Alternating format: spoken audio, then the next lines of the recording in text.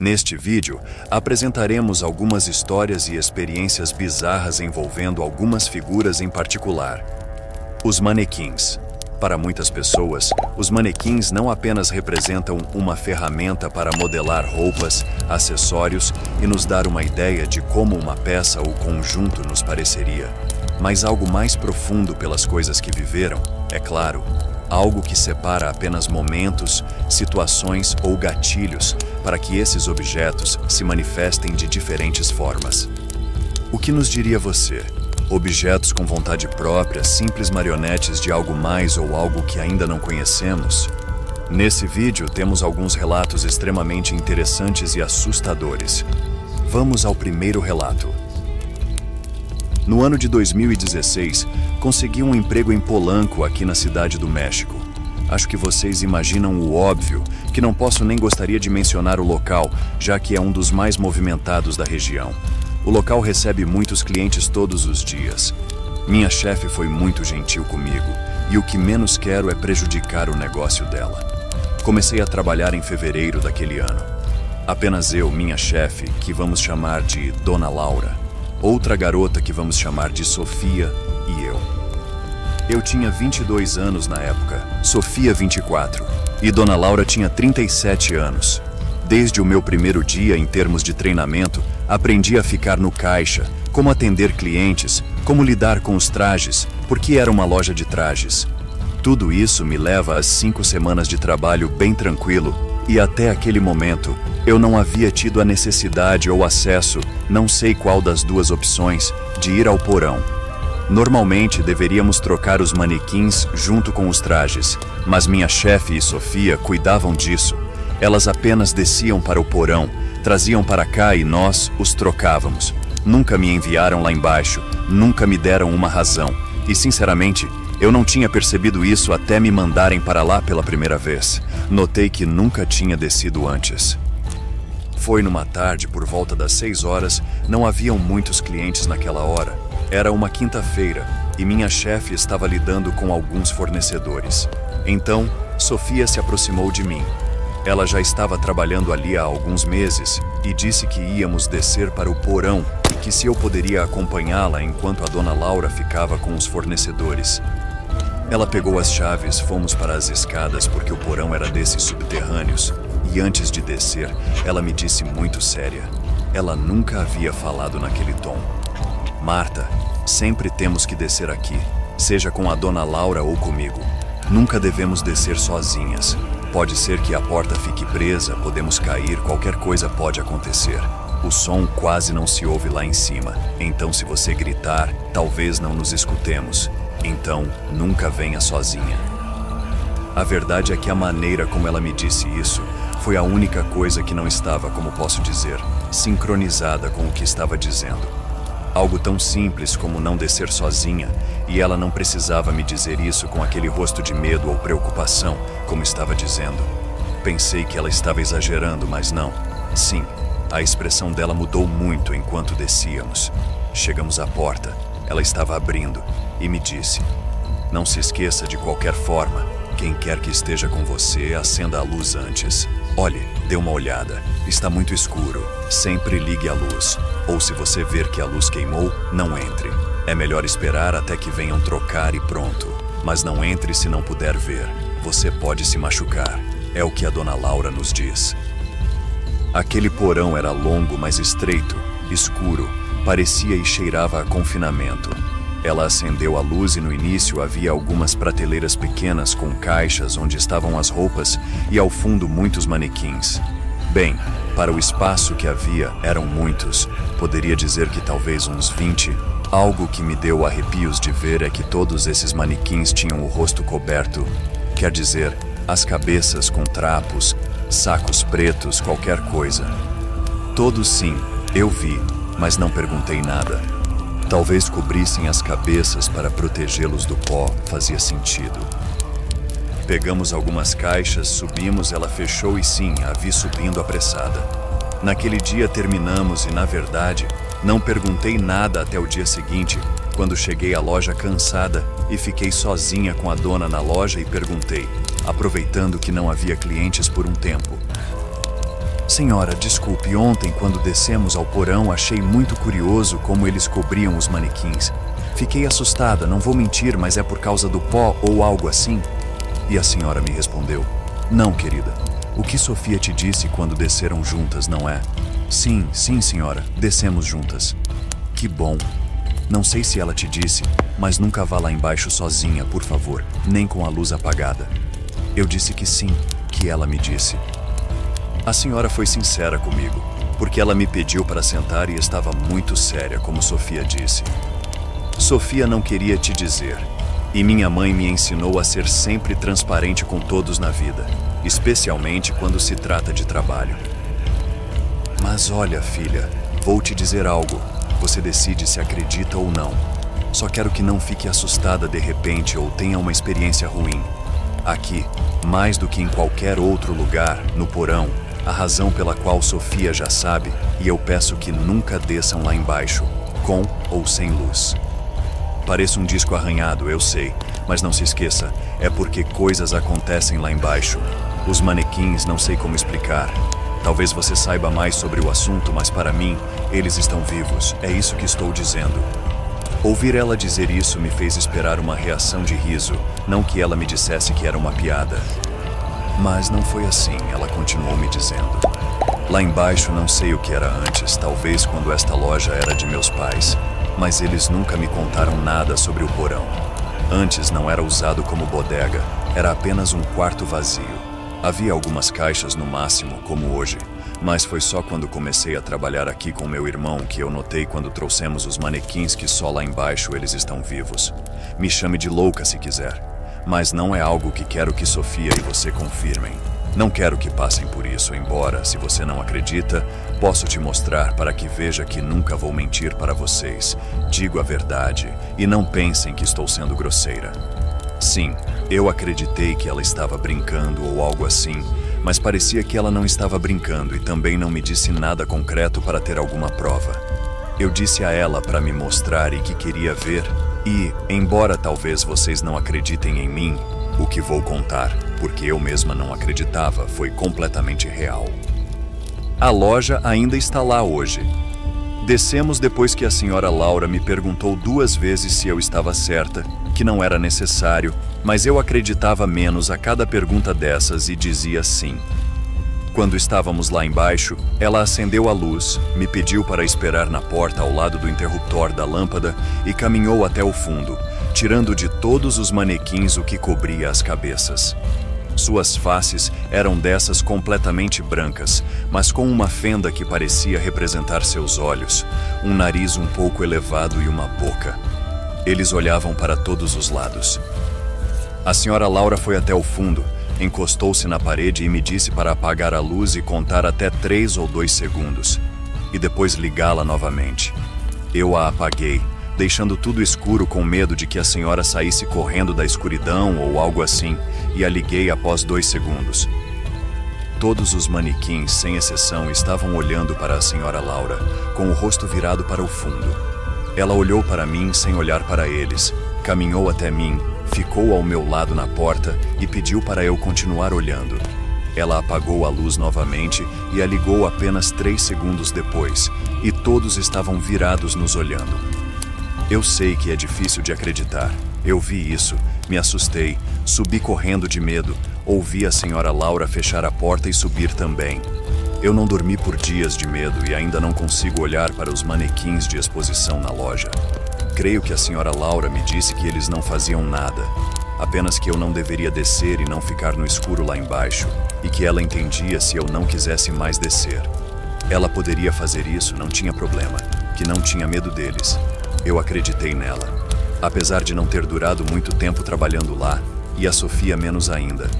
Algo aconteceu com ela, a senhora Laura me contou, mas a Sofia não gostava de falar sobre isso e saiu antes de mim.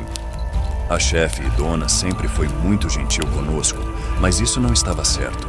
Eu não quis perguntar sobre o que estava acontecendo e, ao sair desse emprego, soube menos ainda sobre o assunto. Este relato definitivamente marcaria muitos de nós se tivéssemos que viver algo assim. E claro, acreditamos que, com certeza, esses manequins não estavam sozinhos, se é que vocês entendem. Mas vamos para a próxima história que ocorreu em Pátzcuaro, Guanajuato, México. Ivana Torres nos relata: não sei o que aconteceu. Espero que quando eu contar a vocês não pareça absurdo, mas me digam se entendi corretamente ou não. Ou talvez tenha sido outra coisa. Fui para León de Aldama, aqui em Guanajuato, para passear. Aproveitando que tinha visitado uns tios que moram lá, eu tinha 28 anos naquela época, em 97, e fui sozinho para caminhar. Estava perto da Basílica Metropolitana e entre uma dessas ruas vi um bazar. Estava numa daquelas casas que tinham material de construção antigo, mas estava muito bem cuidada. Entrei, mas vi que não havia ninguém, nenhum outro cliente ou funcionário. Mesmo assim, comecei a ver as coisas que eram antiguidades: quadros, fotografias, móveis, esculturas, discos e tudo isso que pareciam, em sua maioria, dos anos 70. Caminhei um pouco à frente, percebendo que ainda ninguém tinha me atendido. O bazar estava aberto quando cheguei, até que cheguei ao fundo e virei à esquerda. O bazar continuava. Claramente tinha sido uma casa em forma de L. E vi sofás, guarda-roupas, figuras e cheguei a um pátio. No entanto, não havia mais itens em exibição. Nesse ponto, só vejo um pouco por ali e começo a caminhar de volta. Uma mulher me chama de trás, viro e vejo uma senhora. Ela usava um vestido longo verde, uns sapatos marrons e também um chapéu marrom. Esta mulher era idosa, muito gentil, me perguntou se eu tinha gostado de algo. Baixinha, de pele clara, eu respondo que sim, que tinha visto um estojo para guardar joias. Ela me dá o preço porque o tínhamos ali, a alguns passos. Pergunto se ela pode reservá-lo enquanto eu iria sacar dinheiro em um caixa eletrônico que estava ao lado da basílica. Ela diz que sem problema, que me esperaria. Saio, vou ao caixa, retorno em menos de 10 minutos e ao entrar novamente, sou recebido por um senhor, também de idade avançada. Ele me saúda, me pede para entrar. Eu comento que tinha vindo há pouco tempo e que estava procurando por um estojo de joias. Ele diz: "Ah, sim, claro, passe." Nisso, uma mulher de cerca de 40 anos se aproxima. Ela também me cumprimenta e o senhor me pede para segui-la. Retornamos com o estojo e quando estou pagando com o senhor e a mulher, ele diz que não me tinha me visto na loja e a mulher me diz que ela também não. Eles foram muito amáveis.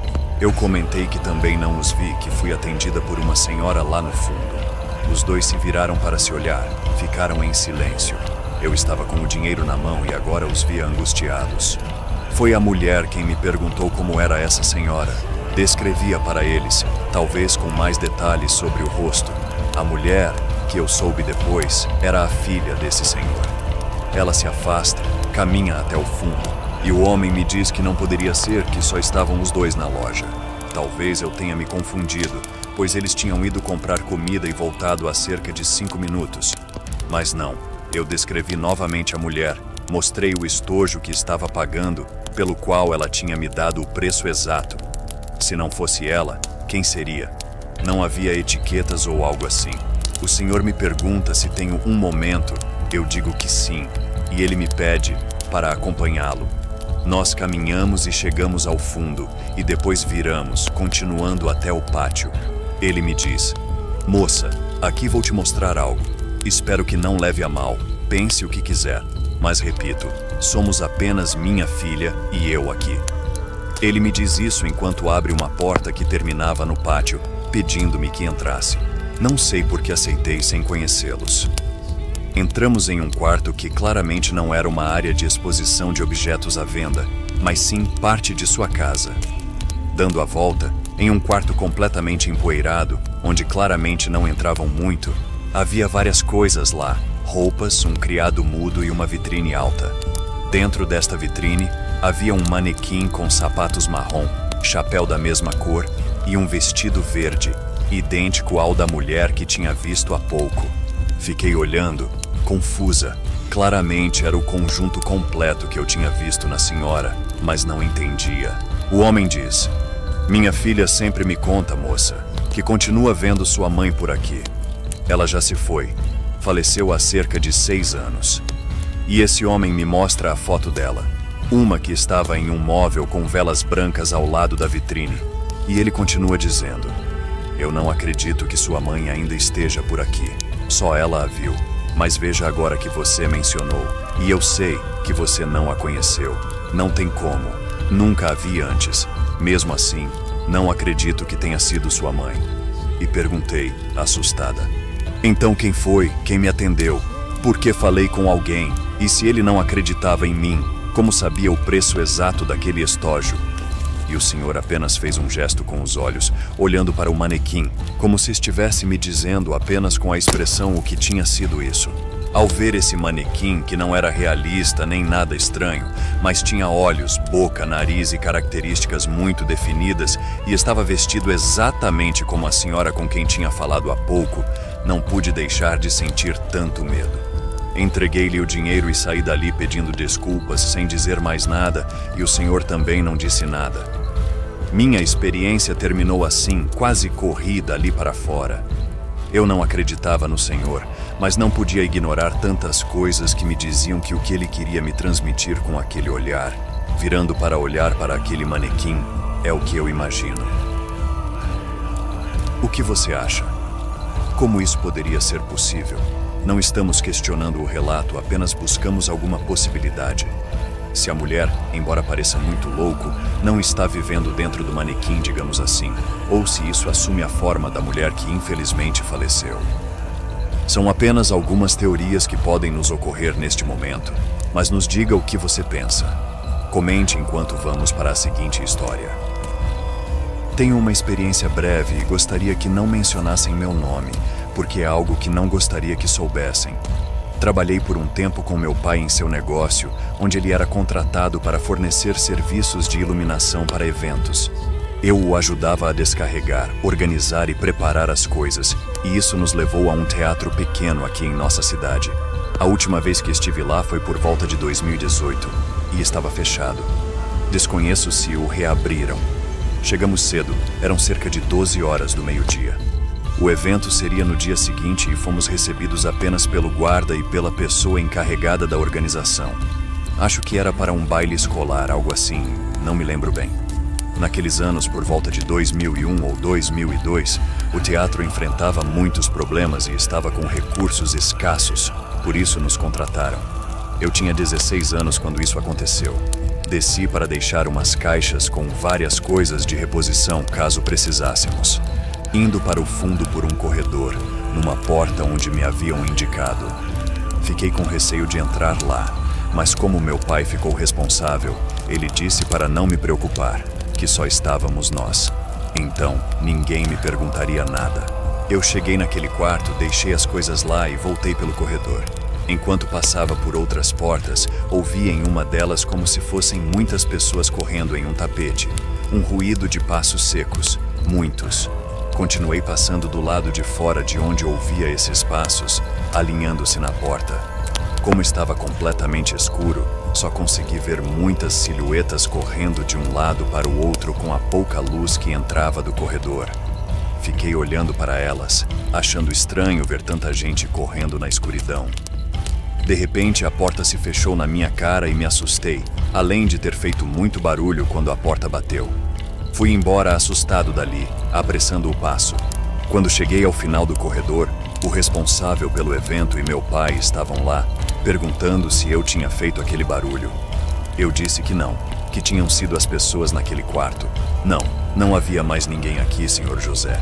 Venha ver em qual quarto foi, dizia o senhor enquanto também gritava para o guarda que havia gente. Eu disse onde tinha sido e estava assustado porque pensei que gente ruim tinha entrado e estávamos em apuros. Nisso, o guarda chega e, junto com o responsável, caminhamos até aquela porta. Eles a abrem. O senhor já estava pronto para ligar para a polícia e, quando entramos e acenderam a luz, não havia absolutamente ninguém. Era uma sala com apenas vestiários, cabides, roupas e vários manequins por toda parte.